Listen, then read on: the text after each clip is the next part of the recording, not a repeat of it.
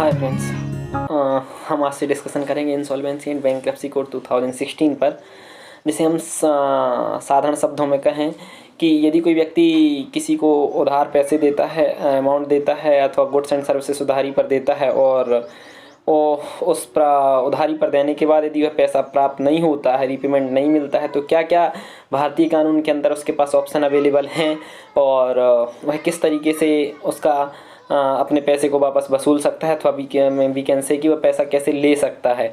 तो एक insolvency and bankruptcy code 2016 एक मुख्य कानून जो भारत सरकार 2016 में लेकर आई। इसके पहले यदि क्वेश्चन मन में आता है कि इसके पहले क्या कोई कानून नहीं था, तो इसके पहले कानून थे, बहुत सारे कानून थे, लेकिन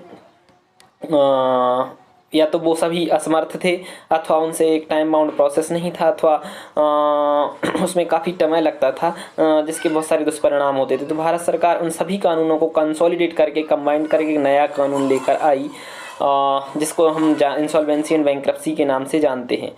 तो सबसे सर्वप्रथम समझने लायक कि हाँ आवश्यक क्या है कि इंसॉल्वेंसी क्या है।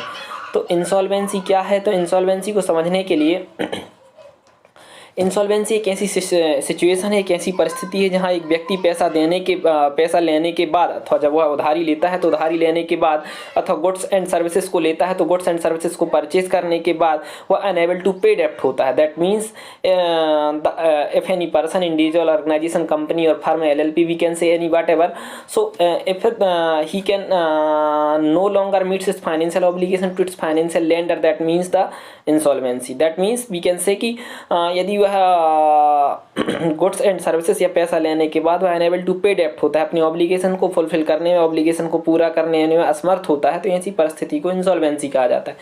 तो अब क्वेश्चन ये होता है कि इंसॉल्वेंसी आती कैसे है। तो सामान्य शब्दों में इंसॉल्वेंसी कई सारे कारणों से हो सकती है। Poor cash management, poor decision making, poor bad management, deadlock अथवा high expenses, minimum cash flow, इस तरीके से यदि परिस्थितियां कंपनी के अंदर होती हैं तो बैंक इंसॉल्वेंसी की परिस्थितियां आ सकती हैं। उसमें कोई भी दो मत या डाउट का क्वेश्चन नहीं है। अब इंसॉल्वेंसी और बैंक्रप्सी ये दोनों अलग अलग टर्म्स हैं, तो हाँ बिल्कुल दोनों अलग अलग टर्म्स हैं। इंसॉल्वेंसी में बैंक्रप्सी से बिल्कुल डिफरेंट है। इंसॉल्वेंसी वह परिस्थिति है जहां एक इंडिविजुअल पैसा लेने के बाद अथवा उधारी लेने के बाद अथवा गुड्स एंड सर्विसेज को अथवा परचेज करने के बाद अनएबल टू पे डेप्ट्स होता है, डेप्ट्स को पे करने में असमर्थ होता है, तो ऐसी सिचुएशन को इंसॉल्वेंसी कहा जाता है। परंतु बैंक्रप्सी एक ऐसी परिस्थिति है जब इंसॉल्वेंसी होने के बाद उसे लीगली कोर्ट के द्वारा अथवा ऑर्डर के माध्यम से डिक्लेयर कर दिया जाता है कि ये इंसॉल्वेंट है, तो ऐसी परिस्थिति को बैंक्रप्सी कहा जाता है। तो ऐसी सिचुएशन में एक सामान्य बात है कि इंसॉल्वेंसी पहले आएगी, बैंक्रप्सी बाद में आएगी। लेकिन इंसॉल्वेंसी होने के बाद कोर्ट का ऑर्डर आए अथवा ना आए, आवश्यक तो नहीं कि कोर्ट का ऑर्डर आए। कोर्ट का ऑर्डर आता है तो वह बैंक्रप्सी कहलाएगी, यदि कोर्ट का ऑर्डर नहीं आता है तो वह बैंक्रप्सी की परिस्थिति सिचुएशन आएगी ही नहीं। तो निश्चित ही बैंक्रप्सी बाद में होता है यदि कोर्ट का ऑर्डर आता है तो बैंक्रप्सी किसे कहते हैं, एक सामान्य शब्दों में समझने का प्रयास करेंगे। बैंक्रप्सी किसे कहते हैं, तो बैंक्रप्सी एक एक्चुअल में कोर्ट का ऑर्डर है, एक लीगल डिक्लेरेशन जैसे हम कह सकते हैं कि ये वो जिसके माध्यम से डिसाइड किया जाता है कि एक जो है पर्सन है वो है one inability to pay its डेप्ट, तो that means bankruptcy is an actual court order that decide how an insolvent person और business will pay off its creditors, वह कैसे पेमेंट करेगा, उसके असेट्स को सोल्ड करेंगे, लायबिलिटीज़ का पेमेंट करेंगे। इस तरीके से उसकी सिचुएशन को, इंसॉल्वेंसी की सिचुएशन को सुधार किया जाएगा, रिजॉल्व किया जाएगा, जिसे हम बैंक्रप्सी कहते हैं। तो बैंक्रप्सी एक ऐसी सिचुएशन है जो इंसॉल्वेंसी के बाद आती है, आवश्यकता नहीं कि इंसॉल्वेंसी के बाद बैंक्रप्सी ही हो। अब यहाँ पर हम समझते हैं कि इंसॉल्वेंसी एंड बैंक्रप्सी, भारत के अंदर इतने सारे कानून अवेलेबल थे जिनके माध्यम से अपनी रिकवरी की जा सकती थी। तो भारत सरकार को क्या आवश्यकता थी कि एक और नया कानून भारत सरकार लेकर आई।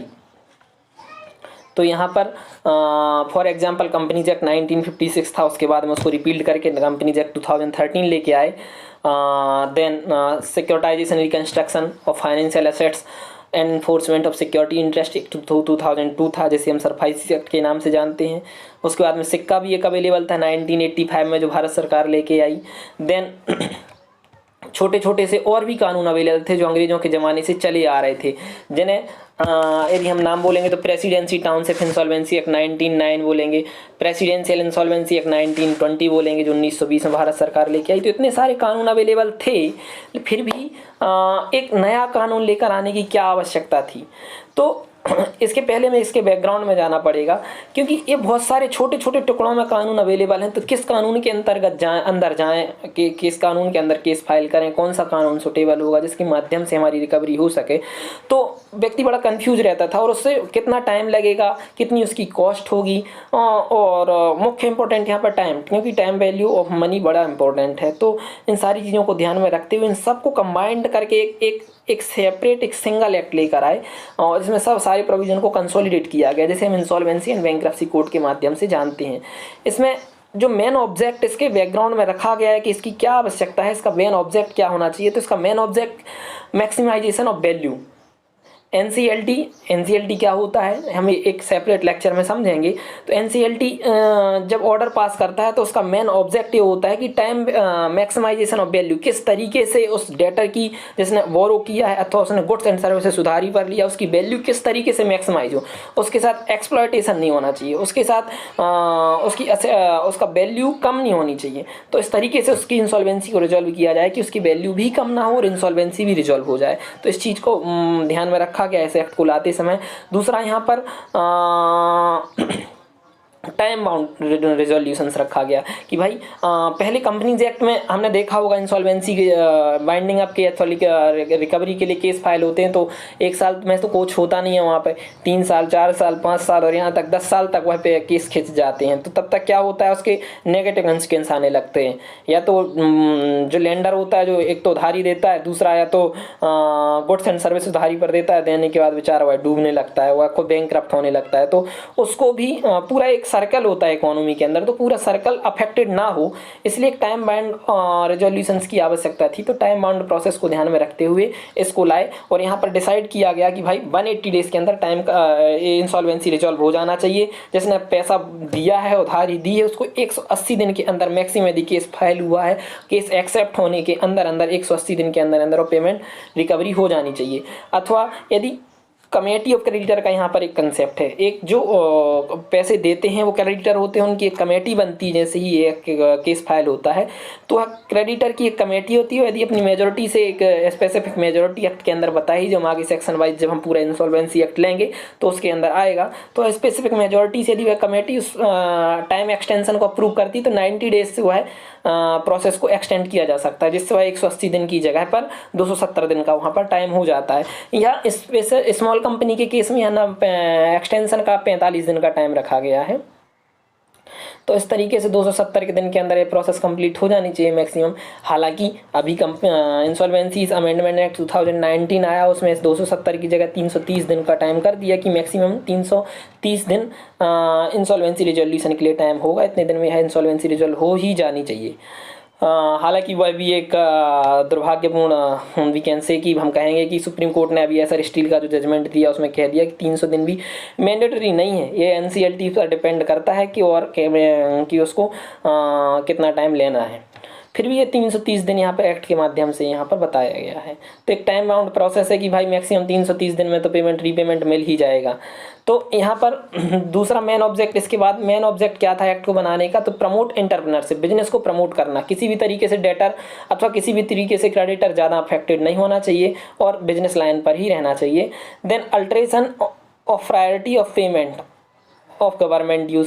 पहले जब हमने ध्यान होगा हम सिक्का एक्ट जब पढ़ते थे अथवा डेप्ट due to bank and financial institutions act 1993 पढ़ते थे, अथवा जैसे सरफाईसी कहते हैं। तो सरफाईसी जब हम पढ़ते थे तो वहाँ पर हमें ध्यान होगा कि वहाँ पर सरफाईसी में एक पेमेंट की हायरार्की होती थी। पेमेंट की हायरार्की में वहाँ पर सबसे पहले वर्कमैन का पेमेंट किया जाएगा, वर्कमैन के पेमेंट के साथ में वहाँ पर गवर्नमेंट का ड्यूज का पेमेंट किया जाएगा। देन उसके बाद में सिक्योर्ड क्रेडिटर का पेमेंट होगा, देन अनसिक्योर्ड क्रेडिटर का पेमेंट होगा और उसके बाद में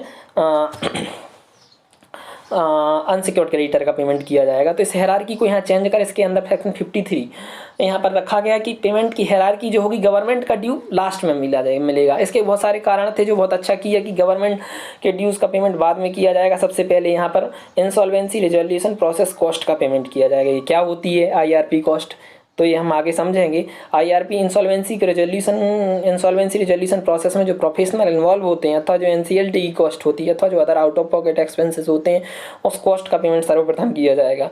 सेकंड नंबर पर वर्कमैन, जो कंपनी में वर्कर थे, वर्कमैन का पेमेंट किया जाएगा। देन उसके बाद में फाइनेंशियल क्रेडिटर जिन्होंने उधारी दी थी ब्याज के लिए या किसी अन्य कारण के लिए, तो वो पहले वो फाइनेंशियल क्रेडिटर का पेमेंट हो। फाइनेंशियल क्रेडिटर यहाँ मुख्यतः इस एक्ट के अंदर ध्यान रखने योग्य बात यह है कि यहाँ क्रेडिटर का डिवाइडेशन दो तरीके से किया है, financial creditor and operational creditor. सब जगह अभी तक हम पढ़ते थे सिक्योर्ड क्रेडिटर, अनसिक्योर्ड क्रेडिटर। यहाँ पर किसी भी तरीके से सिक्योर्ड क्रेडिटर और अनसिक्योर्ड क्रेडिटर का कंसेप्ट नहीं है। महत्वपूर्ण बात यह है कि यहाँ सिक्योर्ड क्रेडिटर अनसिक्योर्ड क्रेडिटर का कंसेप्ट नहीं है, यहाँ पर कंसेप्ट है तो फाइनेंशियल क्रेडिटर और ऑपरेशनल क्रेडिटर। दोनों में डिफरेंस क्या है तो आगे हम सेक्शन वाइज हम जाएंगे तो पढ़ेंगे, लेकिन सामान्यतः भी यह समझ लें कि जब कोई व्यक्ति एक इंटरेस्ट के लिए या टाइम वैल्यू ऑफ मनी के लिए किसी को पैसा उधार देता है तो फाइनेंशियल क्रेडिटर कहलाता है, पैसा देने वाला, और डेटर पैसा लेने वाला कहलाता है, जिसकी अभी हम पूरी बात पढ़ रहे हैं, समझ रहे हैं। अब ऑपरेशनल क्रेडिटर क्या होता है तो गुड्स एंड सर्विसेज के जो क्रेडिटर होते हैं, गुड्स दिया उधारी पर, सर्विसेज दी उधारी पर, तो वो क्रेडिटर ऑपरेशनल क्रेडिटर कहलाते हैं। तो यहाँ पर दोनों को मुख्यतः लिया गया है। तो सबसे पहले जब यहाँ पर एक हायरार्की है पेमेंट की 53 में, तो पेमेंट कैसे होगा तो बोले सबसे पहले insolvency resolution process cost, then workman का payment, then financial creditor, then secured या ऑपरेशनल क्रेडिटर, देन उसके बाद गवर्नमेंट का पेमेंट यहाँ पर रखा गया। इसका कारण ये है कि गवर्नमेंट किसी भी तरीके से कोई कदम नहीं उठाती थी यदि कोई इंसॉल्वेंट होता है तो। यदि वह इंसॉल्वेंट हो रहा है, उसको पता है गवर्नमेंट, तो यहाँ पर कोई गवर्नमेंट कदम नहीं उठाती थी। क्यों? क्योंकि जब रिजोल्यूशन होगा तो सबसे पहले तो गवर्नमेंट का ही पेमेंट मिलना है, सबसे पहले तो वहाँ गवर्नमेंट का पेमेंट मिलना है। और नहीं भी मिलेगा तो जब कंपनी का लिक्विडेशन होगा, सेट्स को सेल की जाएगी, लाइबिलिटीज़ का पेमेंट किया जाएगा, तो सबसे पहले हायरार्की में गवर्नमेंट का नाम है, तो पैसा तो कहीं नहीं गया। तो नहीं भाई, ऐसे नहीं चलेगा। तो इस तरीके से गवर्नमेंट का नाम वहाँ से हटा के 5th नंबर पर डाल दिया गया। तो यहाँ पे हायरार्की को चेंज किया गया, जो सबसे महत्वपूर्ण है।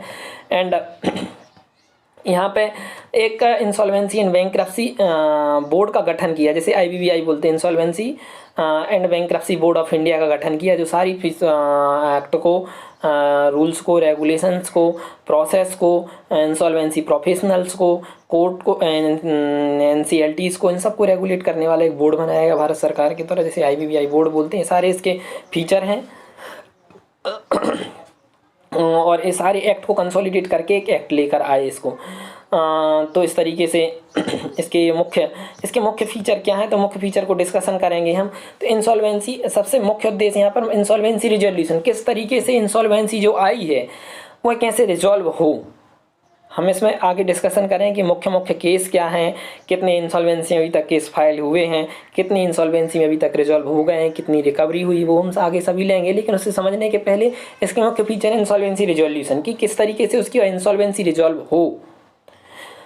देन इंसॉल्वेंसी रेगुलेटर्स यहाँ पर रखे गए हैं। इंसॉल्वेंसी रेगुलेटर्स में IBBI, जो भी मैंने बताया, भारत सरकार के द्वारा एक बोर्ड का गठन किया गया जो सभी कुछ चीज़ों को रेगुलेट करेगा।